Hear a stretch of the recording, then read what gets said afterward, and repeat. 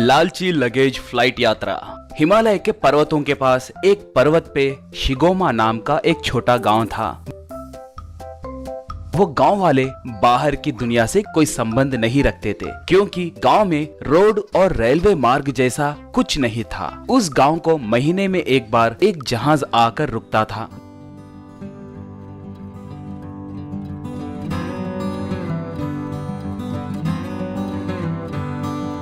गांव वाले और व्यापारी उस जहाज के पास आकर उसके अंदर से सामान और सब्जियां नीचे उतारते थे। अगर किसी को दूसरे गांव को जाना होता तो लोग उसमें चढ़कर जाते थे। उन्हें फिर से गांव आना हो तो उन्हें 1 महीने तक इंतजार करना ही पड़ता था। ऐसे वो जहाज में लौट कर आते थे।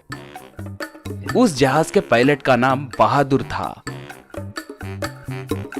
वो उसी गांव का था। उसका भाई बिल्कुल उसके जैसे ही दिखता था। दोनों जुड़वा थे, मगर छोटा भाई मंद बुद्धि था। उसका नाम बन्नू था। वो पागलों के जैसे गांव में फिरते हुए लोगों को कतरते हुए, मारते हुए उन्हें परेशान करता था। उसके दिखते ही गांव वाले वहां से भागते थे।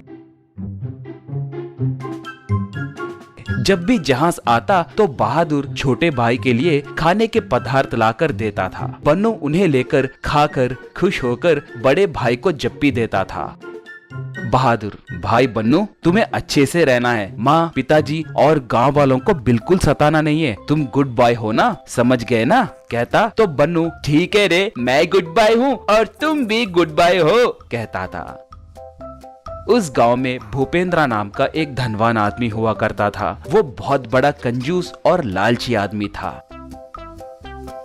एक बार गांव वाले टीवी देख रहे थे। टीवी में एंकर, ताज़ा खबर, शिगोमा के बगल में मौजूद ज्वालामुखी किसी भी वक्त फट सकता है कहकर समाचार मिला है। इसीलिए कल आने वाले जहाज में सब उस गांव को छोड़कर आने के लिए आदेश दे रहे हैं। सबको बिना कोई लगेज के साथ आना होगा। लगेज है तो चढ़ने नहीं देंगे। फिर से आपके गांव को भिजाने की जिम्मेदारी सरकार ही है कहकर निवेदन कर रहे हैं।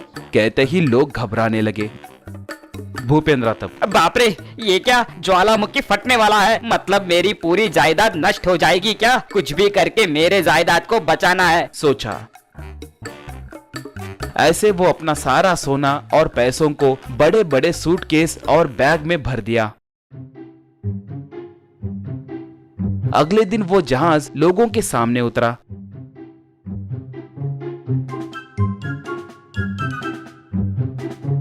लोग उसके अंदर चढ़ने लगे। भूपेंद्र लगेज के साथ आकर वहां मौजूद बहादुर से, पायलट भाई, मैं तुम्हें 1 लाख रुपए दूंगा। लगेज को नहीं चढ़ाएंगे कह रहे थे ना? ये लगेज मेरे लिए बहुत जरूरी है। अंदर नहीं रख सकते तो जहाज के ऊपर तो भी इसे बांध कर ले जाओ। चाहे तो 1 और लाख रुपए दूंगा। भाई भाई, प्लीज भाई, मना मत करो, कहकर उसे मनाने लगा। बहादुर, मुझे पैसे नहीं चाहिए, चॉकलेट और बिस्किट ही चाहिए। मंजूर है तो बोलो, दोगे क्या? कहा। भूपेंद्र तब, क्या बिस्किट और चॉकलेट चाहिए? ये क्या, ये ऐसे क्यों बात कर रहा है? सोचकर, ठीक है, दूंगा, कहा।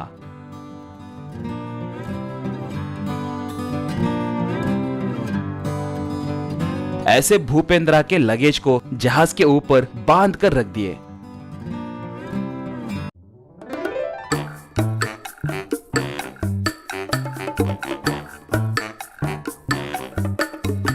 बहादुर कॉकपिट में बैठकर, सब बोलिए, आपको कहाँ पर जाना है? कहा। ये सुनकर लोग दंग हो गए। एक, अरे बहादुर, ये क्या भाई, कहाँ पे जाना है कहकर हमसे क्यों पूछ रहे हो? तुम्हारे बातें भी अजीब है, कहा। बहादुर तब, कहाँ जाना है आपको भी नहीं पता क्या? ठीक है, किसी न किसी जगह पर ले जाऊंगा, कहा। तो भूपेंद्र घबरा गया।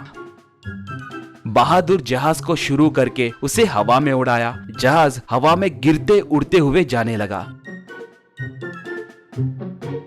ये देखकर लोग घबरा गए। बाप रे कहकर पुकारने लगे। इतने में कोई बाथरूम के दरवाजे को जोर से मारते हुए, खोलिए, दरवाजा खोलिए, कहकर पुकारने लगा। तो भूपेंद्र और थोड़े लोग जाकर उस दरवाजे को खोले।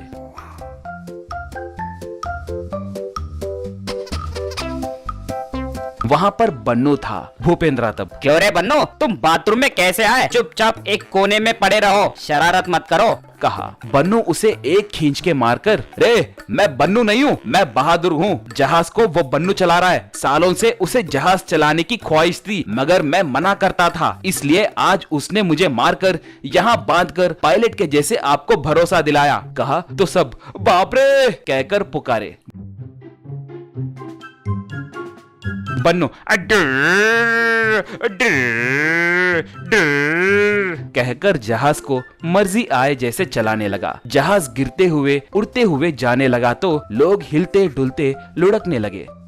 बहादुर और बाकी के लोग मिलकर बन्नू को वहां से हटाए। बाद में बहादुर जहाज को सुरक्षित रूप से एक जगह पर लैंड करवाया।